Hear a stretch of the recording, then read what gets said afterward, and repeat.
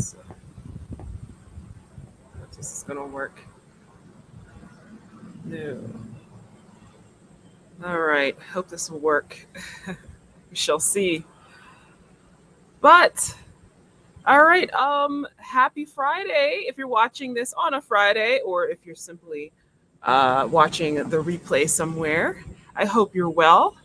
So, just enjoying this wonderful day outside. And I hope you are enjoying yourself wherever you are. And I hope that you are having a wonderful day. So, yeah, the bird feeders are back up.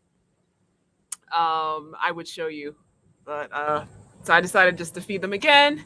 There's not too many, there's a couple birds out there, but I really miss them too much. I took it down for a second because I in the last video I mentioned that there was the finch eye disease going around, so they don't want to, obviously don't want to spread it to other birds. So I haven't been feeding them as much, but I'm still feeding them because I love them so much. So yeah, there's a couple out there, so they're having their little meal. All right, so I just wanted to come on, number one, just to talk about the next spiritual law, the law of rhythm. So I want to start this by asking you, okay, how are you right now? How are you as you watch this? Are you doing okay? Doing well, hanging in there? The whole lesson of today's video is that no matter what is going on with you, no matter where you're at in life, that you are exactly where you should be right now. And as we talk a little bit further, hopefully that will come into the picture of what I'm talking about will all come together. But you are exactly where you're supposed to be right now. And this is especially true, and especially the right message for you if you feel as though you are struggling, if you feel as though you're not in the place that you want to be, if you feel as though you're falling short of a certain place in life, be that with love, with relationships, with your job, if you feel like you're falling backwards, if you feel like you're not keeping up with other people, deep breaths, breathe. And I've been exactly where you're at. And I will continue to be exactly where you're at. It will keep happening a little bit because you are exactly where you're supposed to be right now. And to me, this is the heart of the law of rhythm, which states that everything has its ups and downs, to and fro. Everything comes full circle back around. There's a time for us to be at the heights, a time for us to be not so high, and everything in between. Is that there is a rhythm and a flow and a cyclical nature to our reality and to our existence on Earth. So I want to start by bringing up the actual law of rhythm. And let me see if I can find it here. All right, it's good there. All right, so basically,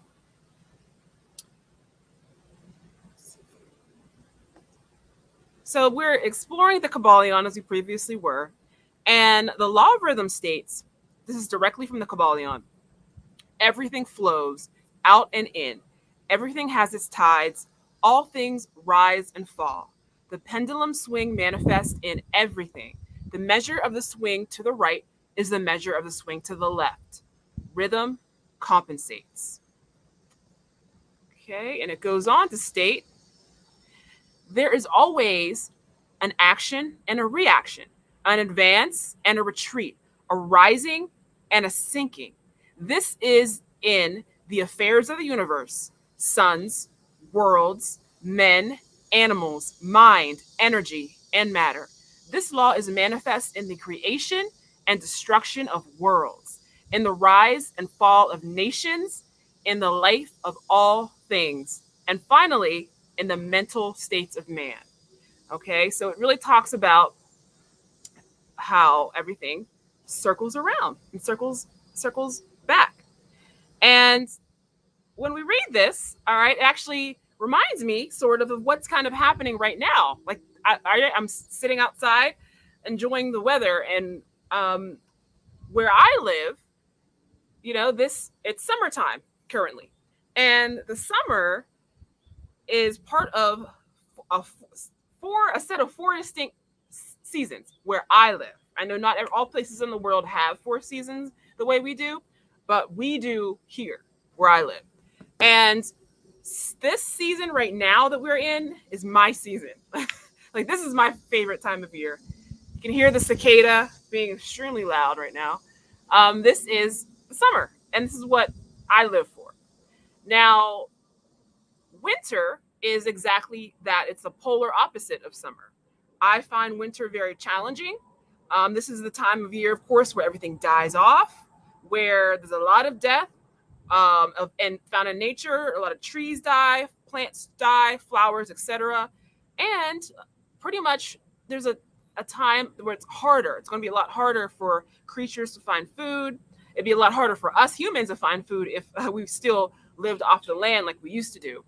It's the time where it's most important for me to feed the birds right now, because they actually do, tend to have a hard time finding food in the wintertime. I feed them now simply because I like to, but technically they don't need to be fed in the summer because their food sources are really abundant. The winter is a totally different game.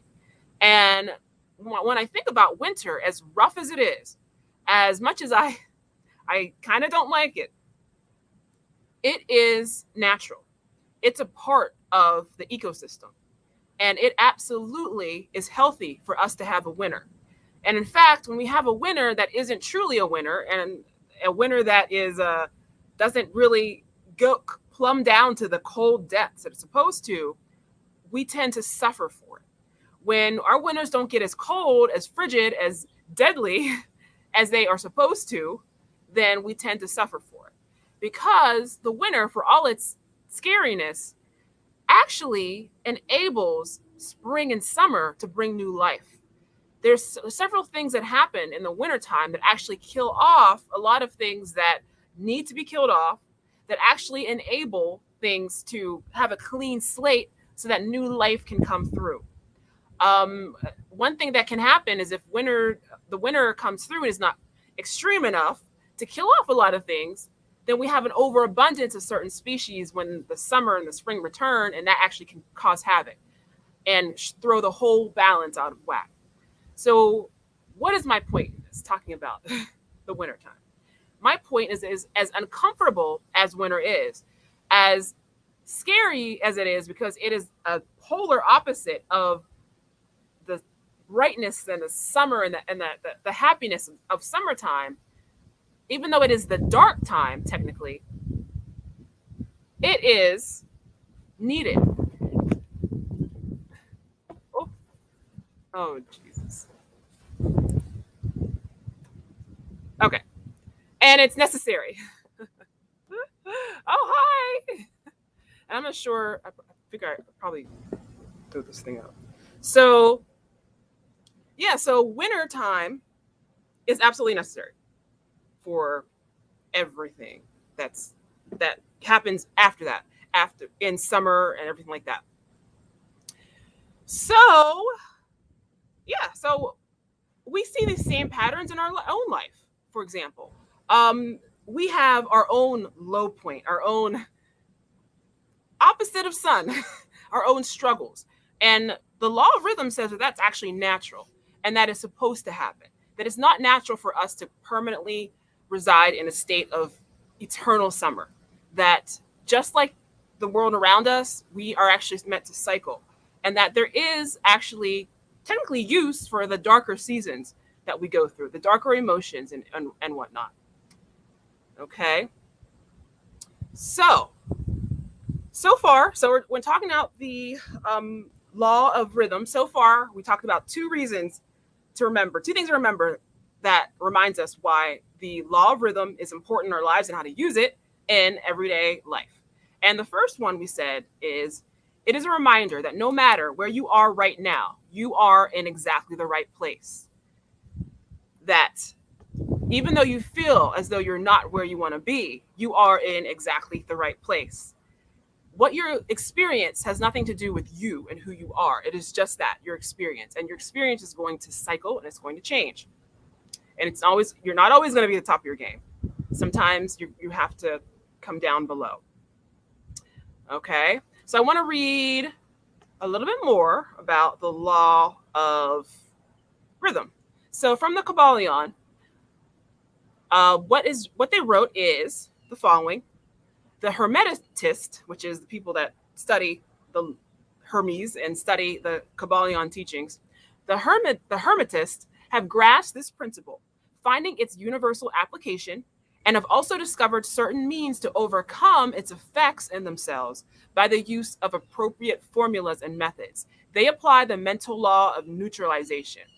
So this is also really interesting because it actually brings to mind something that is really, really useful to remember with the law of rhythm.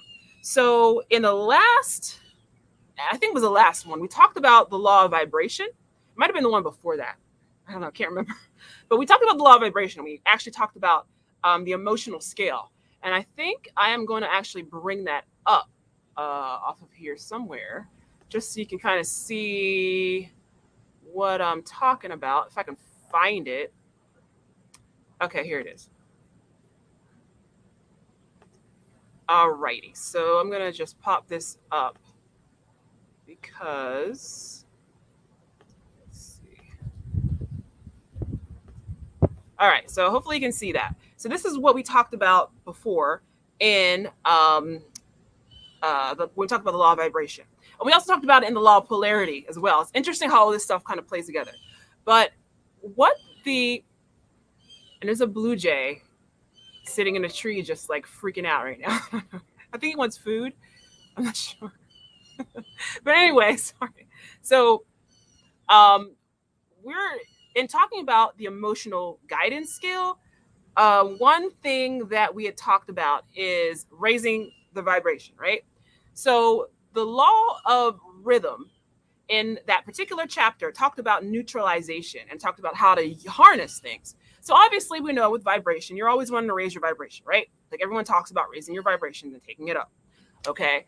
So obviously the law of rhythm says two things. Number one, it might not always happen for you because we are often going to be in the depths. Sometimes we are going to be in the depths.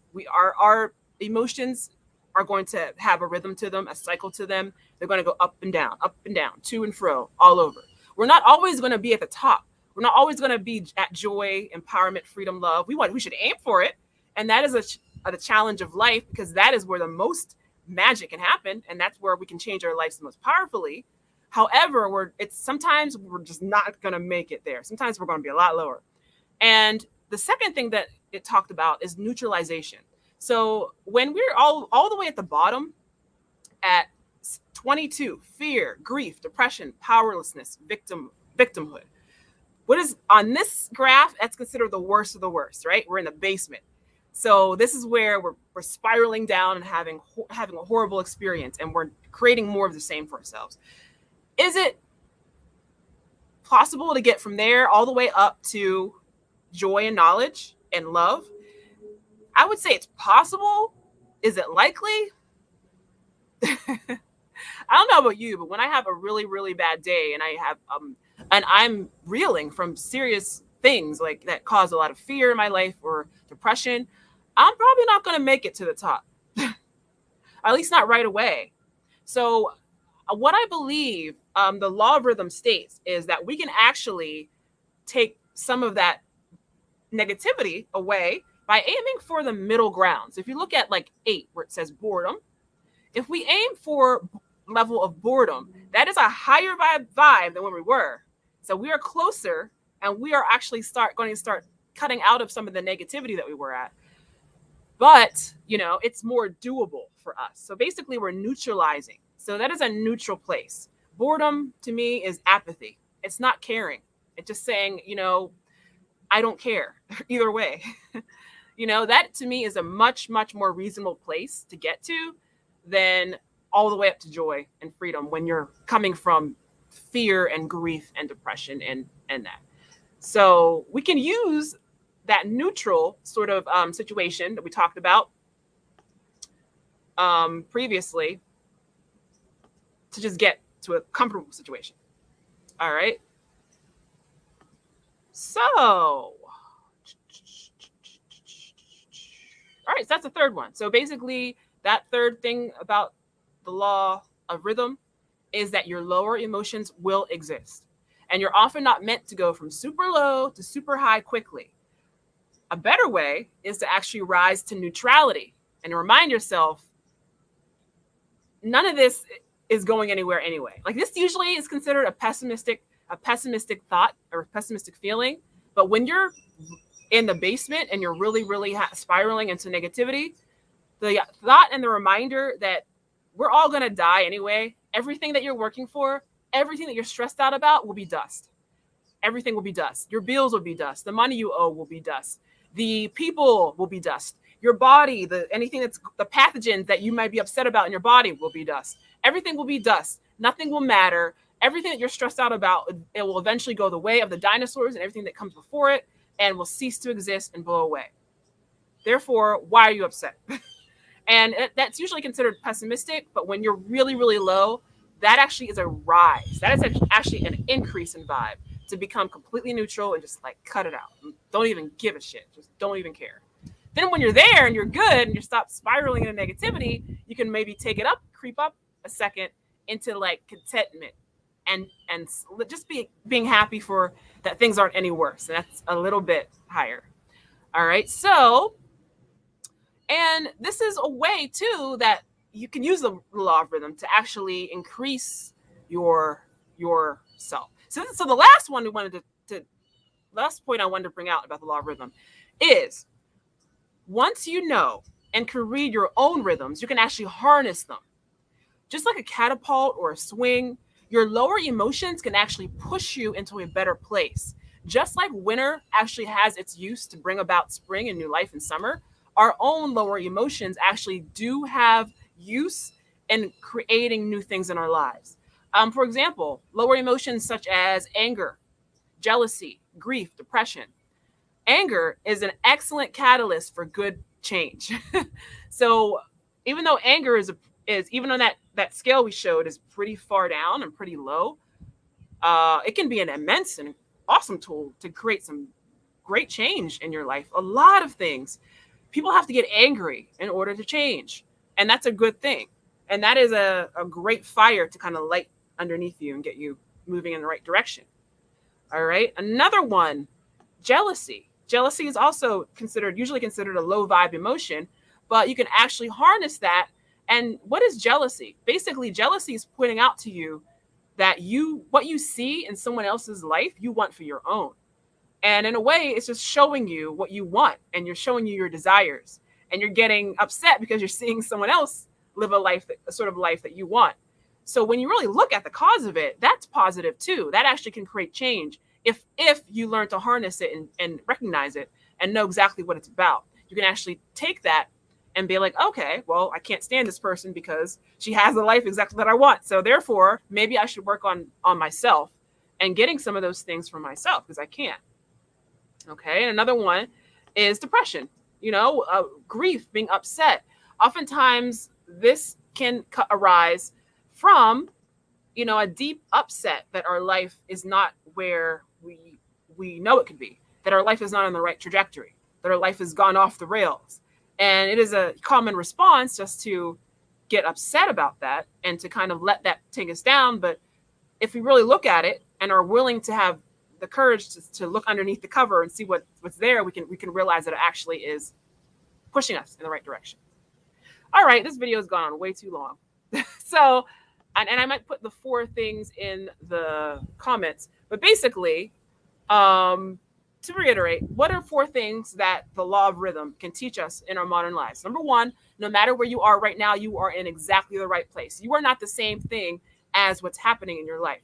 You are having an experience. Your experience will often be high, low, etc. Doesn't matter if you're a billionaire. You can be freaking Jeff Bezos. Jeff Bezos has shitty days. Jeff Bezos also is in the canyon sometimes. And Jeff Bezos sometimes doesn't wish he was Jeff Bezos. He wishes he would trade places with you, I'm sure, on at least a couple days a year. He doesn't want to deal with it.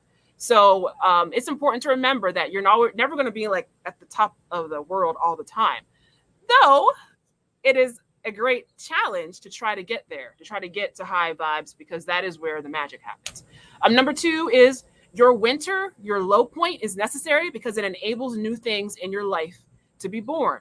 It actually does contain some good, which can actually birth positive things in your life. So even though it's ugly and uncomfortable, no one wants to deal with it, it actually brings good things. Number 3, your lower emotions will exist. You're often not meant to go from super low to super high quickly. Just think about rising to neutralization, basically getting to the point of apathy, boredom, not caring. When you're really, really low in the basement, don't try to shoot for everything's great, I'm in love, I love life. It just doesn't feel authentic when you are reeling from something really bad. I would, try to just cut off the bad stuff by trying to go numb, basically. And a great way to remember to ground yourself is just when things go bad, is just to be like, at the end of the day, none of this matters. All of your problems will be solved. I promise you. If by nothing else than death, you're not going to suffer and go through all this forever. It will end. Nothing matters. And then number 4, once you know and can read your own rhythms and your own ups and downs, you can actually harness them. You can use things such as anger, jealousy, grief, and depression to actually move you forward and create a better life. All right. So that is it, because it's getting too long. I was going to do a little tarot draw, but I think video is getting too long as it is. So I'm going to go away and look at my birds that are out there. And that's it. And I hope you have a wonderful weekend. If you're watching this, wherever you are, rest of your day, whenever you're watching this. So be well and be safe and take care and enjoy.